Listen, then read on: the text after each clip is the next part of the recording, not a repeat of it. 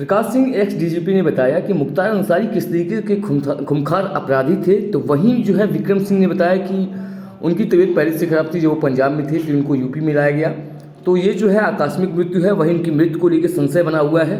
पर दोनों x DGP ने एनआई से बात करते हुए अपनी बातों को साझा किया कि क्या एक्सपीरियंस उनका रहा है मुख्तार अंसारी के लिए और क्या चीज़ें उन्होंने देखी हैं। एनआई से बात करते हुए आप वीडियो में आगे देख पाएंगे कि क्या मामला पूरा रहा है उनका। अभिरक्षा में, न्यायिक अभिरक्षा में किसी की भी मृत्यु अगर होती है तो ये एक गंभीर विषय है और उसके बारे में एक प्रक्रिया बनी हुई है। प्रक्रिया ये है कि उसके बारे में मैजिस्ट्रियल जांच होगी, विधिवत इंक्वायरी होगी और उसके बारे में आख्या न्यायालय को भी प्रस्तुत की जाएगी।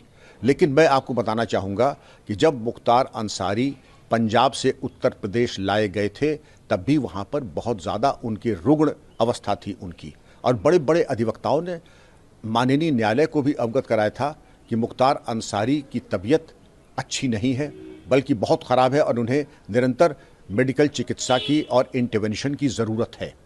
उत्तर प्रदेश लाए गए, अच्छे से अच्छी चिकित्सा दी गई और यहाँ जो चिकित्सा टीम थी, बताए जाते हैं कि उसमें 9 डॉक्टर्स थे, निरंतर उनका मेडिकल ऑब्जर्वेशन में रहते थे, अच्छी से अच्छी चिकित्सा व्यवस्था दी गई। ये अब दुर्भाग्यपूर्ण है कि बावजूद सर्वोच्च और सर्वश्रेष्ठ चिकित्सा के मुख्तार अंसारी को दिल का दौरा पड़ा, जैसा कि बताया जाता है, और उससे उनकी मृत्यु हो गई। देखिए, मेरे समय में पहली बार ऐसा हुआ था उत्तर प्रदेश के इतिहास में कि जब माफिया के विरुद्ध एक सघन अभियान चला था। और मुझे याद है ज़्यादातर जो माफिया थे वो या तो जेल के अंदर थे। 2 माफिया पे मेरी पकड़ में नहीं आए जो, और कैसे बच गए वो भी मैं बता दूं। एक तो मुख्तार अंसारी थे, वो भूमिगत हो गए थे, अंडरग्राउंड हो गए थे। वो कहाँ है अता पता उनका कोई नहीं था। आज की मतलब जैसे हमारे बाद में वो मूछ पे ताव देके घूमने लगे थे, वैसी बात नहीं थी। He went underground, he disappeared and nobody knew his address कहाँ है। तो फिर हम लोगों ने उनके घर की कुर्की करा दी थी। पहली बार उनके घर की कुर्की हुई थी मेरे कार्यकाल में।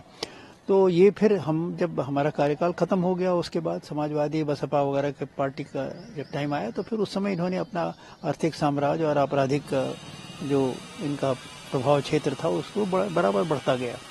और ये तो फिर बाद में योगी जी जब आए हैं तब कानून का शिकंजा इन पर कसा गया है और जो पुराने केसेस थे उनमें इनका प्रोसिक्यूशन हुआ है। तो ये तो करीब 3 दशकों से मतलब चले आ रहे थे और इनके कुकर्मों का एक न एक दिन तो अंत होना ही था। वो अंत अब हो गया और ये दूसरे अपराधियों के लिए सबक होना चाहिए कि भाई आपका हर आदमी का आपकी एक लाइफ टाइम है, एक स्पैन है, इतने दिन आप चलेंगे, उसके बाद तो आपको ख़त्म होना ही है और आपका भंडाफोड़ भी होना है। आतंकवादियों का भी यही होता है, 2 से 4 साल तक उनकी लाइफ रहती है, उसके बाद कब पकड़ जाए कब ख़त्म हो जाए कोई ठिकाना नहीं।